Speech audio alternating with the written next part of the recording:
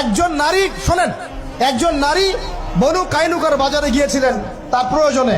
ইহুদি তার শ্লীলতাহানি করেছে, তার সতর খুলে দিয়েছিল একজন ইহুদি। এটা দেখে একজন মুসলিম ভাই সেখানে থাকতে না পারে ওই ইহুদির গর্দান নামিয়ে দেয়। এই ইস্যুকে কেন্দ্র করে ইহুদিরা মিলে ওই ভাইকে শহীদ করে। তখন ওই বাজারে ওই ভাই ছাড়া আর কেউ ছিল না, একজনই ভাই ছিল। এরপরে এই মামলা আসলো নবীর দরবারে সাল্লাল্লাহু আলাইহি ওয়াসাল্লাম। এটা মদিনার ঘটনা।